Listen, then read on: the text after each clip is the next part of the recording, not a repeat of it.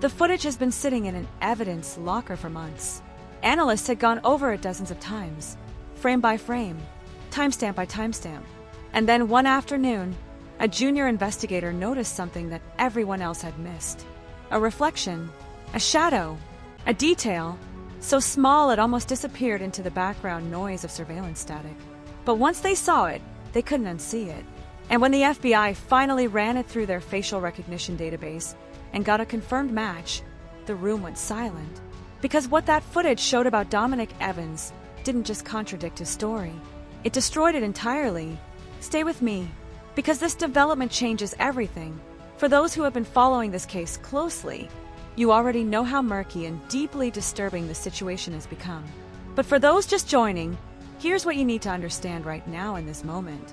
Dominic Evans was supposed to be somewhere else that night. That was his alibi. That was the wall he built between himself and suspicion. And investigators had accepted it, at least on the surface, while quietly pulling threads behind the scenes. The problem is, when threads get pulled long enough, entire walls come down.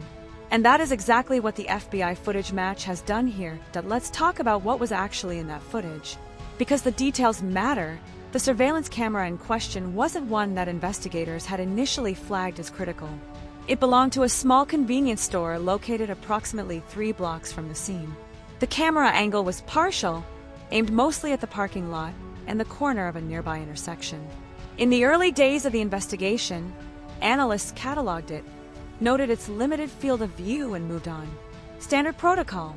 What they didn't realize was that between 11:47 p.m. and 12:03 a.m., something passed through that partial frame. Something that would later become the most significant piece of evidence in this entire case. The FBI's facial recognition operations unit was brought in 6 weeks ago after local investigators hit a wall. This is not a standard step. This unit is typically reserved for terrorism-related cases and high-priority federal investigations. The fact that they were called in tells you something. It tells you that the people running this case believed, deeply and with growing certainty, that there was something major being hidden. And they were right. The match came back at 94% confidence. 94%. That is not a near miss. That is not a maybe. FBI protocol requires a minimum of 85% for an identification to be considered actionable. Dominic Evans was not just in the frame. He was there, present, moving in a direction that placed him within 3 blocks of where he claimed he never was. Now think about what that means for a moment. Really sit with that. His alibi placed him at a location across town. Witnesses had been interviewed, receipts had been submitted, and yet the FBI facial recognition match says something very different. This is where things get serious, because now investigators aren't just looking at a contradiction. They're looking at a deliberate, carefully constructed lie. And in cases like this, when someone goes through the trouble of building a false alibi, the question isn't just where were you? The question becomes, what did you need that alibi to cover? That question is now at the center of everything. Let's back up just slightly, because context matters here. Dominic Evans first came onto law enforcement's radar in the early stages of this investigation through what investigators initially described as routine background checks. He had a connection to the victim, not a distant one, not a casual acquaintance situation, a real, documented, emotionally charged connection that people in his circle were aware of. When detectives first spoke with him, he was described by sources close to the investigation as cooperative, calm, almost too composed for someone who had just lost someone connected to his life. That composure was noted. It was filed away. What investigators noticed in those early conversations was that Evans never asked the question that almost everyone asks. He never once said, "Do you know what happened?" He never said, "Have you found anything?" He sat in that room and he answered questions with a steady, measured rhythm of someone who had rehearsed. That doesn't make him guilty. People process grief differently. Shock affects people in wildly different ways. But when you pair that behavior with what the FBI footage now shows, the pattern becomes impossible to ignore. Stay with me, because it gets more complicated from here. In the weeks following his initial interview, Evans maintained what investigators describe as a controlled public presence. He made statements. He appeared at a community vigil. He spoke briefly to local media, expressing his shock and sadness. People around him described him as devastated. Some even came forward voluntarily to vouch for his character. On the surface, everything looked like the behavior of a grieving person trying to hold themselves together.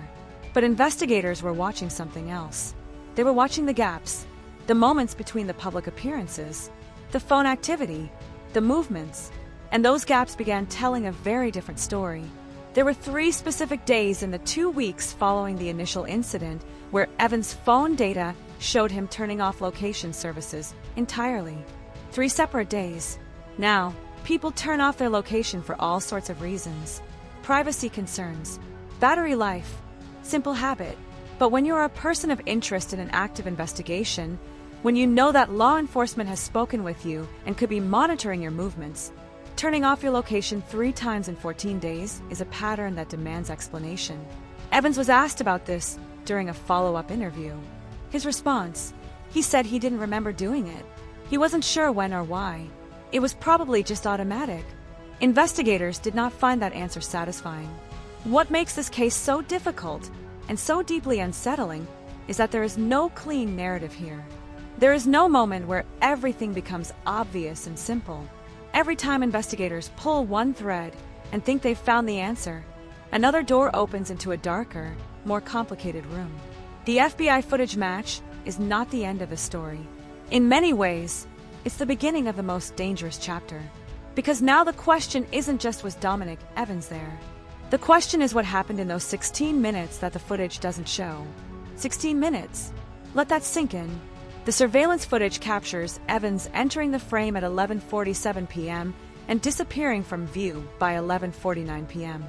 After that, for 16 minutes, there is no footage of him at any of the nearby cameras. The FBI has now mapped every camera within a 4-block radius of that location. There are 11 cameras in total. Evans does not appear on any of them during that window. He reappears on the original convenience store camera at 12:05 a.m., moving in the opposite direction from which he came. Where was he for those 16 minutes? What is in that camera dead zone? These are the questions that investigators are now working around the clock to answer. Think about that camera dead zone for a moment. In a city full of surveillance infrastructure, in an area with 11 cameras and 4 blocks, there is still a space, a gap, a pocket of time and geography that swallowed Dominic Evans for 16 minutes. Was that a coincidence? Or does someone with knowledge of local surveillance positioning know exactly where those blind spots are? That is a question the FBI is now actively investigating. And the answer to that question could reshape this entire case. Now let's talk about the people around Evans. Because in cases like this, the subject rarely operates in complete isolation.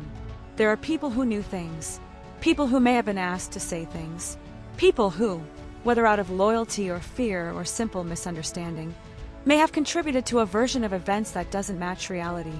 2 individuals who provided supporting information for Evans' alibi have now been re-interviewed.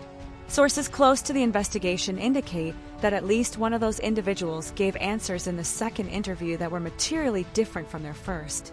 Not dramatically different, not a complete reversal, but different in the specific details that matter most. The timeline shifted, slightly, just enough to create a window that didn't exist before. Just enough to make the alibi less airtight than it initially appeared. Investigators are now treating this as a significant development. When alibi witnesses change their stories, even subtly, it changes the entire landscape of an investigation. I want to pause here and ask you something directly. Because if you've been following this case, you've probably had this thought before. Why would someone who is innocent construct a false alibi? Why go through that trouble? Why bring other people into a lie when the truth would presumably set you free? It's a question worth sitting with, because the instinct most of us have is to assume that only guilty people lie. But the reality of criminal investigations is far messier than that. Innocent people lie all the time. They lie because they were somewhere embarrassing. They lie because they were with someone they shouldn't have been with. They lie because they panicked. They lie because the truth, even when it's innocent, feels dangerous. So is it possible that Dominic Evans lied about his location for reasons that have nothing to do with the crime itself? It is possible. Investigators have not ruled that out. But the problem Evans now faces is that he doesn't get to choose which explanation people believe. The footage is real. The match is real. And the burden of providing an innocent explanation for why he was 3 blocks from the scene at the exact window of time that matters most now falls entirely on him. That is an extraordinarily difficult position to be in. Let's talk about the investigation strategy going forward, because the FBI doesn't just match footage and walk away. This kind of development triggers a cascade of next steps. First, investigators will go back through every piece of physical evidence collected from the surrounding area and re-examine it through the lens of Evans' confirmed presence. Anything that was previously unexplained, any trace evidence that didn't connect to a known individual, any fingerprint or fiber or footwear impression that was cataloged and set aside, all of it gets a second look now. Because presence changes context. Presence turns background noise into foreground information. Second, investigators will be looking very carefully at Evans' financial records around the dates in question. Not just the night of the incident, but the days and weeks surrounding it. Movement of money tells stories. Unusual withdrawals. Payments to numbers or accounts that don't have an obvious, legitimate explanation. Purchases that place a person somewhere they claim not to be. In high-stakes cases like this, financial forensics often uncovers what physical surveillance misses. Third, and perhaps most critically, the FBI will now be working to identify anyone else who might have been in that camera-dead zone during those 16 minutes. Were there other people in the area? Were there witnesses who never came forward because they didn't know what they had seen mattered? This kind of canvassing, going back to an area weeks or months after an incident and asking new questions, is painstaking work. But it has cracked cases that looked completely cold, and investigators working this case are not treating it as cold. Not anymore. This is where things get serious. Really serious. There is another element to this case that hasn't been widely discussed, but which sources indicate is now receiving significant investigative attention. In the days immediately following the incident, several anonymous tips were called into the tip line. This is normal. High-profile cases generate tips from the public constantly. Most of them lead nowhere. But 3 of those tips describe seeing a vehicle matching a description that is now connected to this investigation. The tips were geographically separated, different callers, different neighborhoods, and yet the vehicle description was consistent across all 3. Investigators initially struggled to match that vehicle to any known individual connected to the case. That changed recently, and the connection that emerged points back toward Dominic Evans in a way that investigators are not yet commenting on publicly, but which sources describe as, and I want to be careful with my language here, deeply relevant to the current direction of the investigation. I want to be clear. I am not saying Dominic Evans is guilty. That is not a determination I can make. That is not a determination anyone outside a court of law should make. What I am saying is that the evidence picture that has emerged over the past several weeks, and particularly since the FBI footage match, is not one that can be easily explained away. The explanations that Evans would need to provide are not simple ones. They require accounting for his physical presence in a location he denied being in. They require accounting for a vehicle connection that investigators are now treating as significant. They require explaining the phone behavior and the gap in those 16 minutes and the subtle shifts in his alibi witnesses' stories. That is a lot to account for. Can it be accounted for innocently? In theory, yes. Human beings are complicated. Situations are complicated. Investigations are messy and imperfect, and sometimes the pieces that look like they fit together perfectly turn out to be coincidences. But here's what experience in covering these cases teaches you.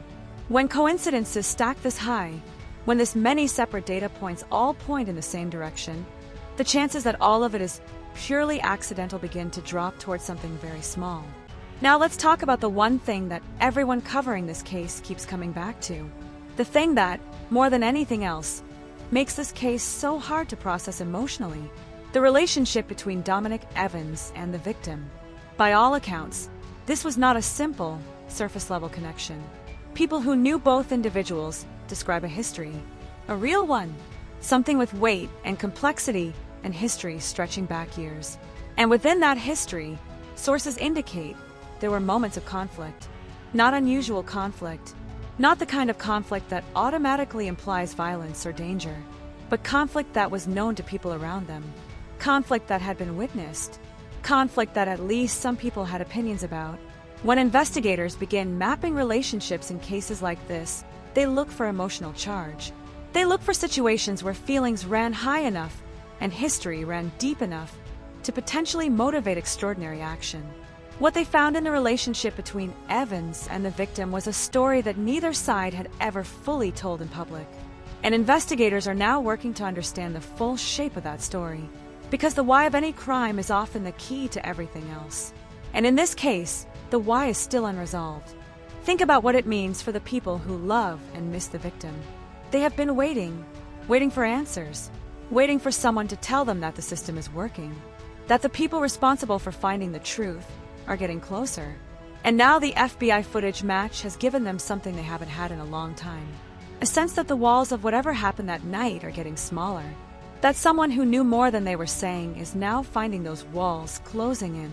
Whether that brings comfort or just opens new wounds is something only the people living closest to this tragedy can know. But they deserve the truth.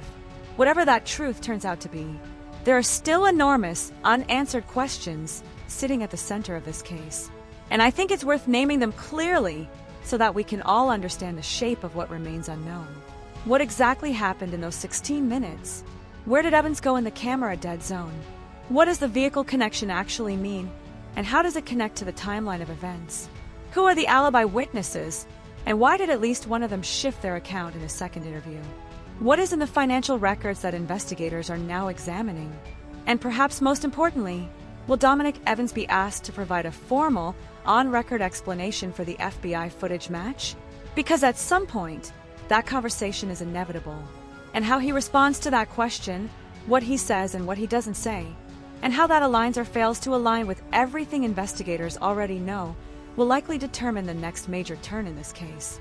I have been covering crime cases for a long time, and one thing I have learned is that the moment a case shifts from being a collection of questions into being a story with an identifiable center, a moment of truth that everything else orbits around, is the moment everything changes. For this investigation, that moment is the footage match. Everything before it was prologue. Everything after it is a race toward an answer that investigators are now closer to finding than they have ever been. Stay with me on this one, because here is what I believe is coming.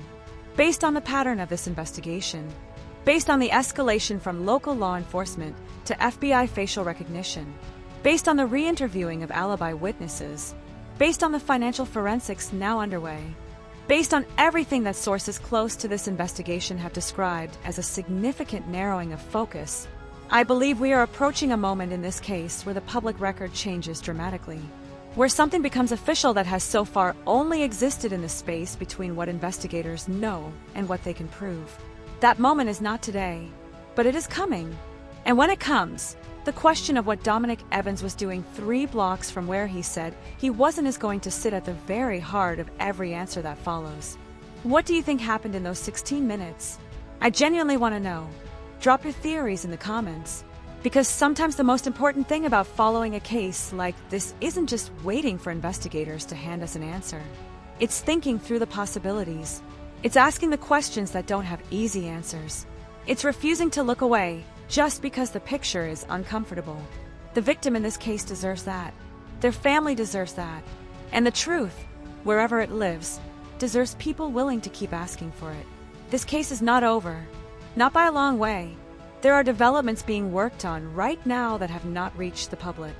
There are conversations happening between investigators that will eventually become revelations. And when they do, we will be here to walk through every detail with you. Because that is what this community is built on. Accountability, attention, and the refusal to let difficult things get buried under silence. If this video helped you understand where this case stands today, please share it. Not for the numbers. Because there are people in your life who are following this case and who need to see this latest development. Share it with them. Let them know that the investigation has reached a turning point. Let them be part of the conversation about what happens next. And if you're new here, subscribe. Because when the next development breaks, and based on what investigators are working on, that could be very soon, you will want to be here when it does. This has been a deep look at the FBI footage match and what it means for the case of Dominic Evans. I'll be back the moment there is something new and significant to share. Until then, hold on to your questions. Keep thinking, keep watching, and don't let this case become just another story that fades before it finds its ending. Because someone is still waiting for justice, and that matters more than anything else.